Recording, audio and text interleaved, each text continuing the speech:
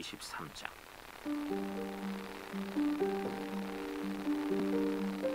제7년에 여호야다가 용기를 내어 백부장 곧 여로함의 아들 아사랴와 여호하난의 아들 이스마엘과 오벳의 아들 아사랴와 아다야의 아들 마세야와 시그리의 아들 엘리사밧 등과 더불어 언약을 세우매 그들이 유다를 두루 다니며 유다 모든 고을에서 레위 사람들과 이스라엘 족장들을 모아 예루살렘에 이른지라.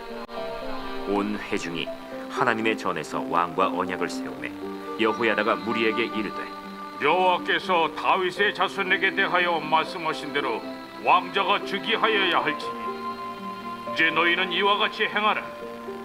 너희 제사장들과 레위 사람들 곧 안식일의 당번인 자들의 3분의 1은 문을 지키고 3분의 1은 왕궁에 있고 3분의 1은 기초문에 있고 백성들은 여호와의 전 뜰에 있을지라.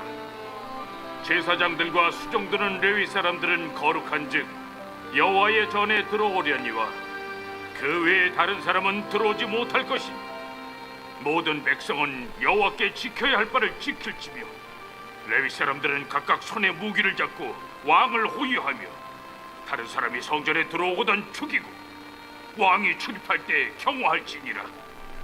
레위 사람들과 모든 유다 사람들이 제사장 여호야다가 명령한 모든 것을 준행하여 각기 수하의 안식일에 당번인 자와 안식일에 비번인 자들을 거느리고 있었으니 이는 제사장 여호야다가 비번인 자들을 보내지 아니함이더라. 제사장 여호야다가 하나님의 전 안에 있는 다윗 왕의 창과 큰 방패와 작은 방패를 백부장들에게 주고 또 백성들에게 각각 손에 무기를 잡고 왕을 호위하되 성전 오른쪽에서부터 성전 왼쪽까지 제단과 성전 곁에 서게 하고 무리가 왕자를 인도하며 면류관을 씌우며 율법책을 주고 세워 왕으로 삼을세. 여호야다와 그의 아들들이 그에게 기름을 붓고 이르기를 왕이여 만세수를 누리소서. 아달랴가 백성들이 뛰며 왕을 찬송하는 소리를 듣고 여호와의 전에 들어가서 백성에게 이르러 보매 왕이 성전 문기둥 곁에 섰고 지휘관들과 나팔수들이 왕의 곁에 모셔 서 있으며 그 땅의 모든 백성들이 즐거워하여 나팔을 불며 노래하는 자들은 주악하며 찬송을 인도하는지라. 이에 아달랴가 그의 옷을 찢으며 외치되 반역이로다, 반역이로다 하매 제사장 여호야다가 군대를 거느린 백부장들을 불러내어 이르되 반열 밖으로 몰아내라. 그를 따르는 자는 칼로 죽이라. 하니 제사장의 이 말은 여호와의 전에서는 그를 죽이지 말라 함이라. 이에 무리가 그에게 길을 열어주고 그가 왕궁 말문 어귀에 이를 때에 거기서 죽였더라. 여호야다가 자기와 모든 백성과 왕 사이에 언약을 세워 여호와의 백성이 되리라 한지라. 온 국민이 바알의 신당으로 가서 그 신당을 부수고 그의 제단들과 형상들을 깨뜨리고 그 제단 앞에서 바알의 제사장 mat단을 죽이니라. 여호야다가 여호와의 전의 직원들을 세워 레위 제사장의 수하에 맡기니 이들은 다윗이 전에 그들의 반열을 나누어서 여호와의 전에서 모세의 율법에 기록한 대로 여호와께 번제를 드리며 다윗이 정한 규례대로 즐거이 부르고 노래하게 하였던 자들이더라. 또 문지기를 여호와의 전 여러 문에 두어 무슨 일에든지 부정한 모든 자는 들어오지 못하게 하고 백부장들과 존귀한 자들과 백성의 방백들과 그 땅의 모든 백성을 거느리고 왕을 인도하여 여호와의 전에서 내려와 윗문으로부터 왕궁에 이르러 왕을 나라 보좌에 앉히매 그 땅의 모든 백성이 즐거워하고 성중이 평온하더라. 아달랴를 무리가 칼로 죽였었더라. 아멘. 사도신경으로 신앙 고백하겠습니다. 나는 전능하신 아버지 하나님 천지의 창조주를 믿습니다. 나는 그의 유일하신 아들 우리 주 예수 그리스도를 믿습니다. 그는 성령으로 잉태되어 동정녀 마리아에게서 나시고 본디오 빌라도에게 고난을 받아 십자가에 못 박혀 죽으시고 장사된 지 사흘 만에 죽은 자 가운데서 다시 살아나셨으며 하늘에 오르시어 전능하신 아버지 하나님 우편에 앉아 계시다가 거기로부터 살아있는 자와 죽은 자를 심판하러 오십니다.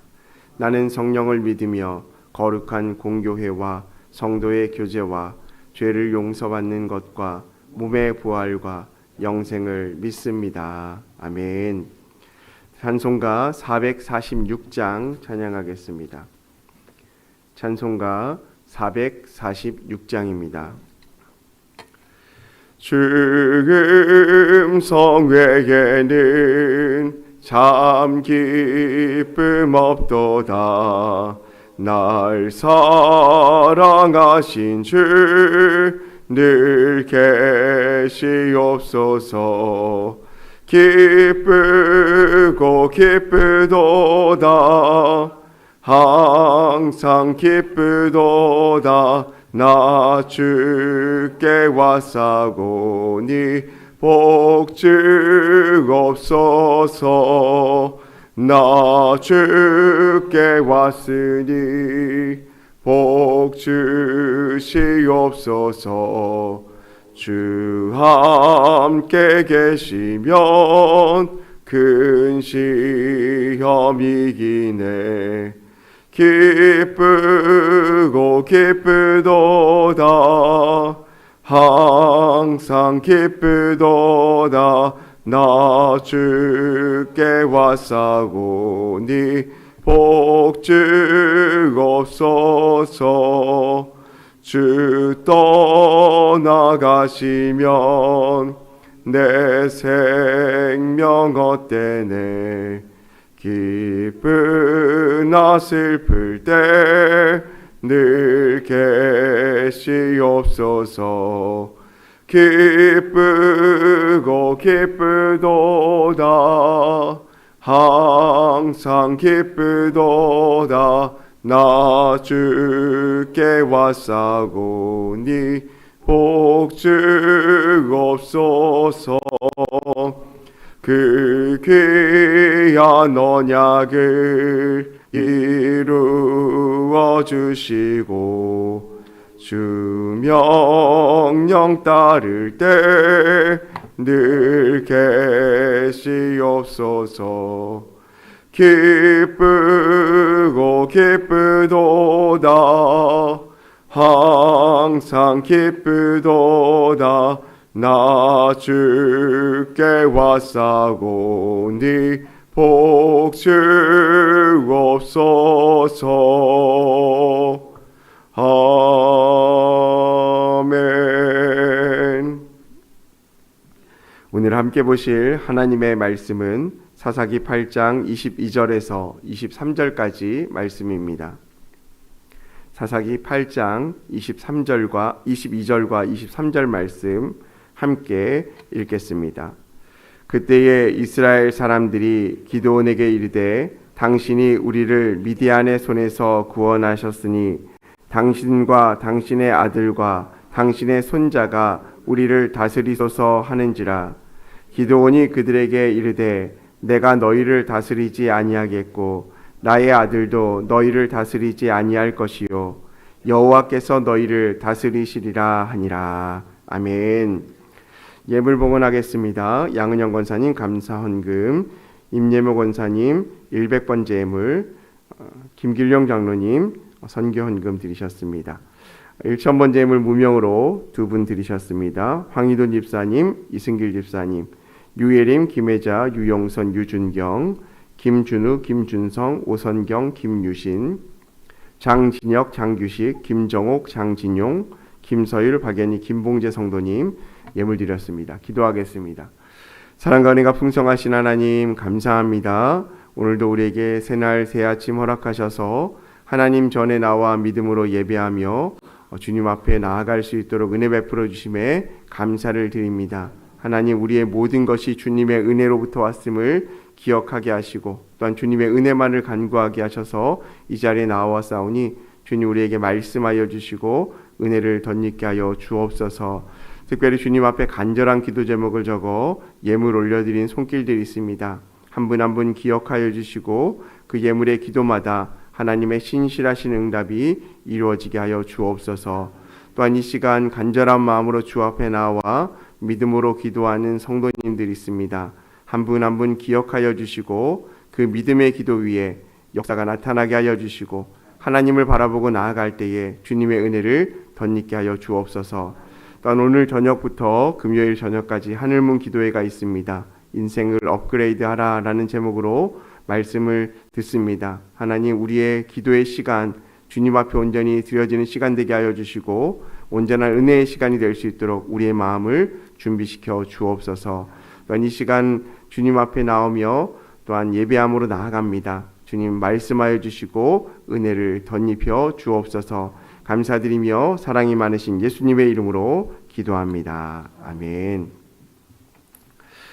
오늘은 사사기 8장 22절에서 23절 말씀을 가지고 여호와께서 다스리십니다 라는 제목으로 하나님의 은혜를 나눕니다.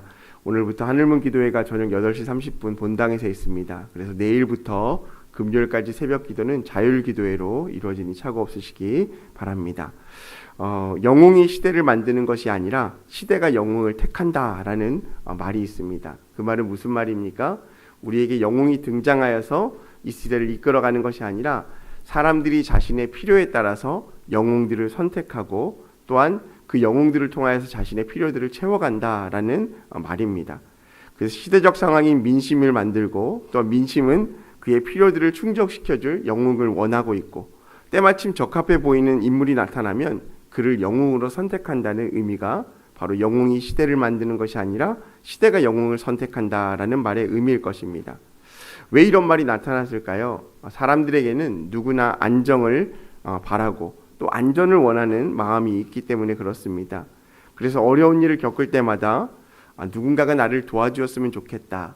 또 나의 마음 가운데 평안이 있으면 좋겠다라는 마음을 갖게 되죠.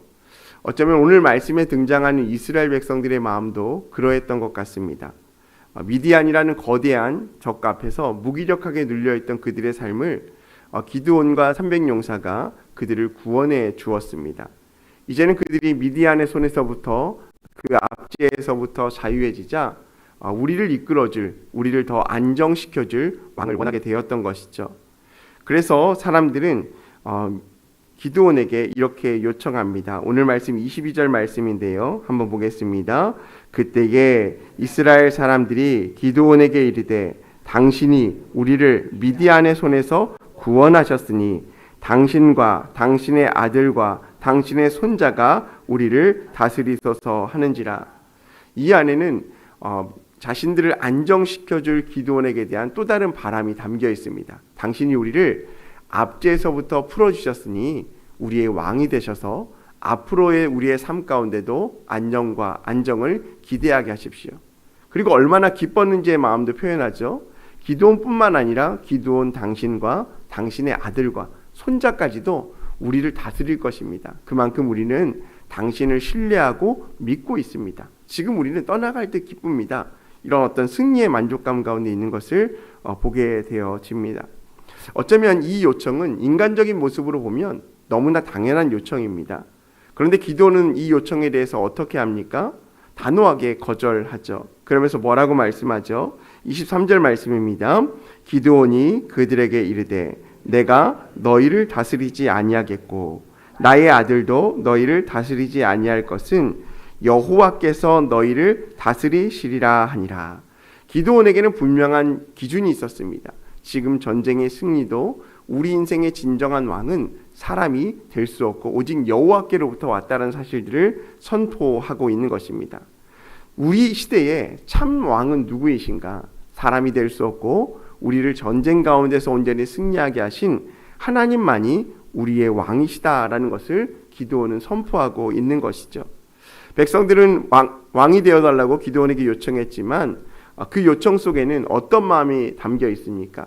인간적인 마음, 인간의 지도자에게 모든 것을 맡기고 싶어하는 본성, 또 다른 우리의 삶 가운데 연약함에 있다 할지라도 당신이 지금까지 우리의 삶을 이끌어 오셨으니 앞으로도 책임져 달라라는 요청과 기대가 담겨 있는 것이죠. 하지만 기도는 어떻게 했습니까? 나는 다스리지 않겠다. 나의 아들도 다스리지 않겠다. 오직 여호와만이 우리 인생을 다스리신다라고 선포하고 있는 것입니다. 이것은 겸손의 말이 아닙니다. 어쩌면 선언이죠. 무슨 말입니까? 이스라엘은요, 다른 나라와 달리 신정국가의 나라입니다. 왕이 없는 것 같이 보였지만 이미 하나님께서 그들의 왕이 되어주셨고 그 인생의 주권자가 되어주셨습니다. 단지 그들의 피부로 와닿지 못하고 있었고 하나님을 느끼지 못하고 또 하나님을 인정하지 못하였기 때문에 그들이 인간적인 왕을 요구했을 뿐입니다. 즉 하나님께서 지금까지 이스라엘을 세우셨고 또한 다스려가는 과정들을 이루어 가셨다라는 사실들을 기드온이 분명히 선포하고 있는 것이죠. 세상에도 보면 많은 사람들이 강력한 지도자를 원합니다. 대통령을 뽑을 때도 경제적으로, 정치적으로, 또 대외적으로 얼마나 능력 있는 사람인지를 우리가 보고 평가하죠. 그래서 지금 무역 관계라든지 또 정치적 여러 가지 현안 관계에서 어떻게 풀어나갈지에 대한 기대감을 가지고 우리가 유권자로서 투표를 하게 되어집니다. 2차 세계대전 당시에 독일 사람들이 히틀러라는 지도자에게 열광을 했습니다. 왜 그랬을까요? 그들은 히틀러를 통하여서 독일의 위기 가운데 건져줄 것을 강력하게 믿었다라는 것입니다. 그런데 결과는 어떻게 끝났습니까? 그 통치는 결국 파괴와 비극으로 끝나버리게 되었습니다. 사람이 왕이 되어지면 결국 한계와 실패를 경험하게 되어지는 것입니다. 우리의 삶의 기도의 상황 가운데서도 우리도 왕을 원하고 있죠. 우리의 상황 가운데 금방 응답해주고 신속하게 우리의 삶의 문제를 해결해 줄 사람, 마치 주민센터에 가서 우리의 문제를 얘기하거나 경찰서에 가서 우리의 민원을 제기하면 경찰이 출동하고 또한 사회복지사나 직원들이 출동하여서 우리의 민원의 문제를 해결해 주는 것처럼 우리의 신앙생활에도 어떤 사람의 도움을 원하는 우리의 모습을 보게 되어지는 것입니다. 하지만 중요한 것은 무엇입니까?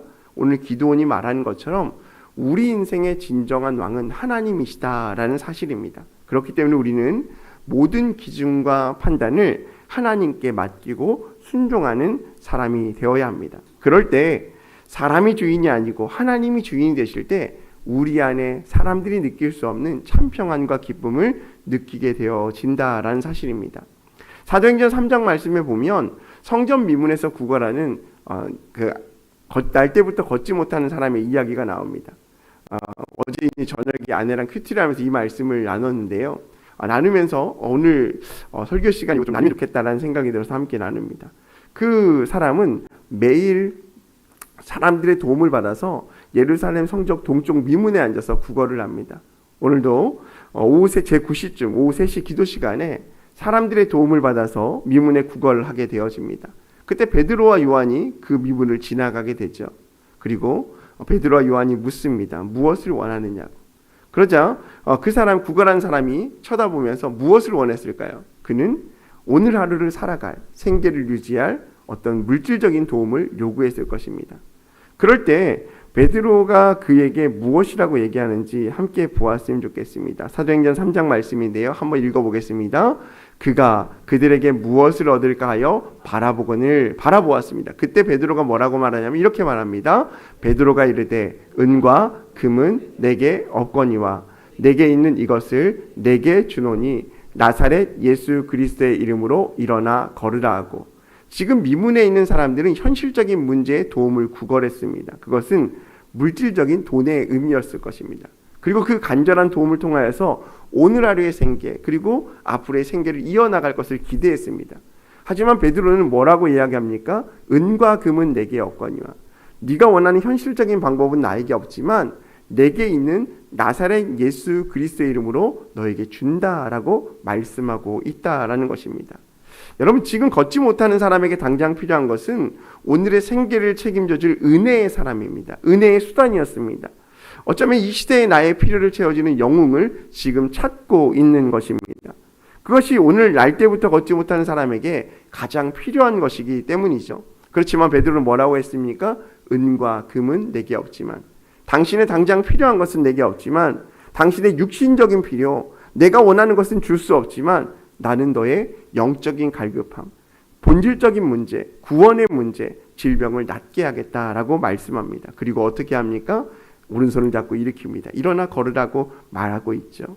그렇게 어떻게 합니까? 그 사람이 다리에 힘이 생기고 일어나 걷게 되어집니다. 그리고 그 사람의 행동이 어떻게 바뀝니까? 다음 말씀 한번 읽어보겠습니다. 뛰어 서서 걸으며 그들과 함께 성전으로 들어가며 걷기도 하고 뛰기도 하며 하나님을 찬송하니, 9절입니다.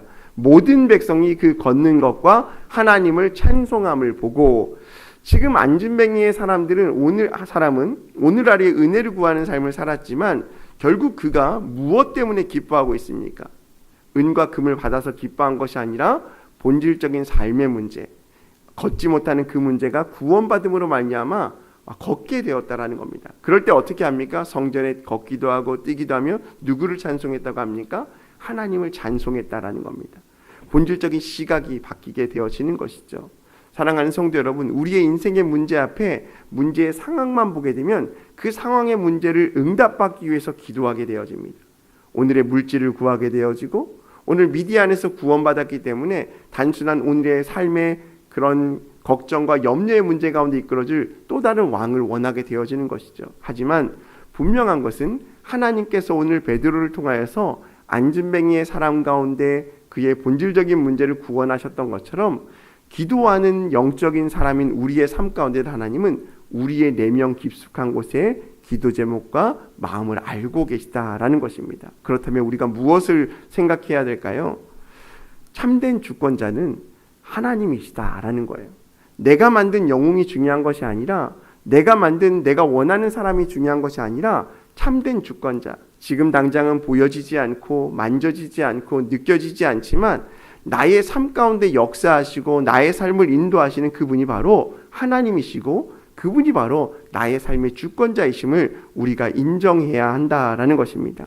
우리는 때로 종종 세상에서 돈과 권력과 사람의 인정이 우리의 삶을 지배한다라고 생각할 때가 있습니다. 그러나 오늘 기드온의 고백을 보십시오. 뭐라고 합니까? 여호와께서 다스리십니다. 하나님만이 우리의 왕이십니다라고 고백하지 않습니까? 사랑하는 성도 여러분, 우리의 고백이 오늘 기드온의 고백이었으면 좋겠습니다. 사람들은 세상 가운데 인정받고 싶어 하지만 또한 세상에 자기가 원하는 영웅을 택하려고 하지만 하나님만이 우리의 삶의 진정한 왕이시며 우리의 삶의 주인이시다는 사실을 기억하고 하나님만을 따라 살아가는 저와 여러분의 삶이 되었으면 좋겠습니다. 오늘 기드온의 선포를 보십시오. 여호와께서 너희를 다스릴 것이다. 이것은 우리를 옥죄우고 얽매이게 하겠다는 의미가 아니라 여호와께서 우리의 삶을 다스림으로 말미암아 우리의 삶 가운데 참된 자유와 회복을 허락하실 것이라는 신학의 선포입니다.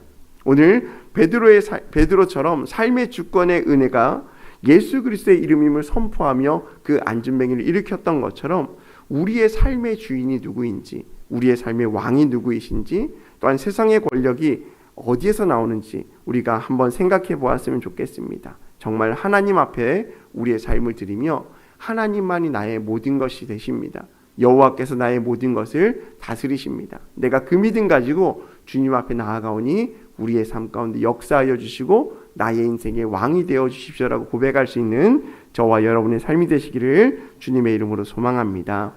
오늘 저녁부터 하늘문 기도회가 있습니다. 그래서 오늘 기도하실 때는 하늘문 기도회를 위해서 기도해 주시고 또 교회를 위해서 또 개인의 기도 제목을 가지고 함께 간절한 마음으로 주여 삼창하시고 기도하겠습니다. 함께 기도하겠습니다. 주여 주여 주여. 할렐루야. 사랑과 은혜가 풍성하신 하나님 아버지 감사합니다. 하나님께서 우리의 삶을 지키시고 인도하여 주심으로 말미암아 우리를 주의 자녀 삼아 주시고 우리 인생 가운데 주인 되어 주시니